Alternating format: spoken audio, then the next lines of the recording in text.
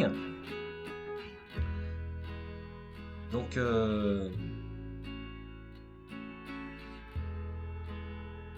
là on est de face.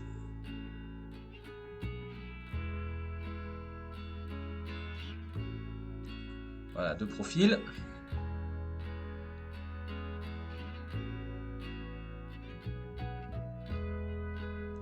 De la cible.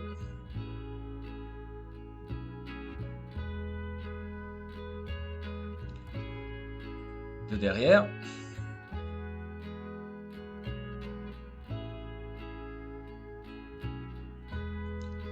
Du dessus.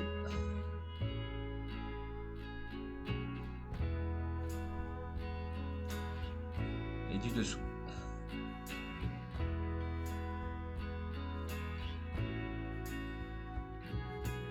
Alors première petite chose pour attirer ton attention, tu vois, je voudrais que tu vois un petit peu ce chiffre-là, là. Donc ça c'est l'axe de ta colonne vertébrale. Donc là tu es au démarrage de ton backswing. Et on va voir en fait que dans ton swing, tu vois, tu as tendance à... Tu vois là, on passe de 65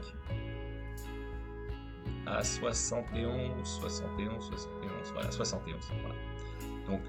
Donc déjà, avant d'aller réfléchir à ce pourquoi tu décroches un peu la lune là, eh bien, tu as tendance à te relever. Voilà.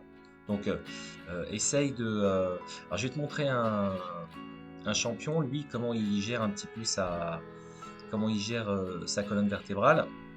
Donc là, c'est Billy Horschel, je sais pas si tu le connais. Il est assez costaud, il est assez grand comme toi. Donc tu vois, lui, il est un petit peu plus penché que toi à l'adresse. Et tu vois, il passe de 58. Alors tu vois, il se relève, mais de 2 degrés max. Et après, tu vois, mais il reste quand même bien penché, tu vois. Tu vois, il se relève pas de 10 degrés. Voilà. Donc, bon, on en reparlera de ça, mais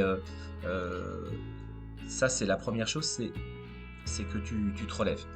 Alors, la deuxième, on avait vu, c'est que tu vas chercher très très très haut, là. Très très haut. Tu vois, bon, si je te compare, parce qu'une image vaut 1000 mots, mais si je vous mets tous les deux de face, là, et que je le mets, lui, au sommet du backswing,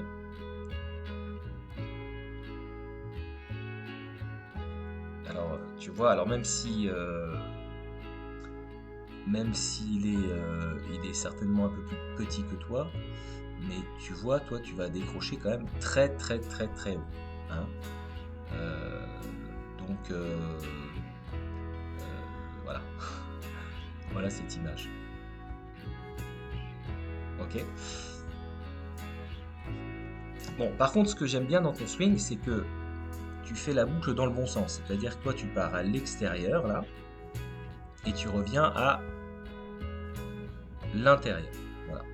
Donc, je répète, dans ton backswing, tu vois, tu pars à l'extérieur et tu reviens à l'intérieur. Voilà. Et c'est ce qui fait que, à l'adresse, tu es quand même dans une dynamique de compression de balle. Donc ça, c'est quand même très très positif. Très très positif. Donc en fait, ce qu'il faut que tu travailles, c'est que quand tu es au sommet ici, ne te relève pas, d'accord? Et pars un petit peu plus, un tout petit peu plus, donc, parce que là c'est pas mal, là t'es bien là. Mais pars un petit peu plus vers le sol, d'accord? Déplie les bras un peu plus vers le sol, en restant quand même beaucoup plus penché vers la balle. En gros, ne te relève pas là, ne te relève pas, parce que là tu perds tout là. Tu perds tout contrôle.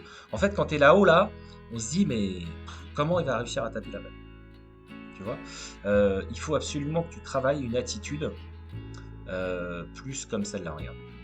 Je vais te montrer. Donc, hop. Plus. Attends, excuse-moi. Voilà. Essaye tu vois, de sentir là, cette attitude-là. Là. Tu vois, on sent que Billy Horschel, là, tu vois, il est bien sur ses appuis. Là, on sent qu'il va pouvoir contrôler la balle.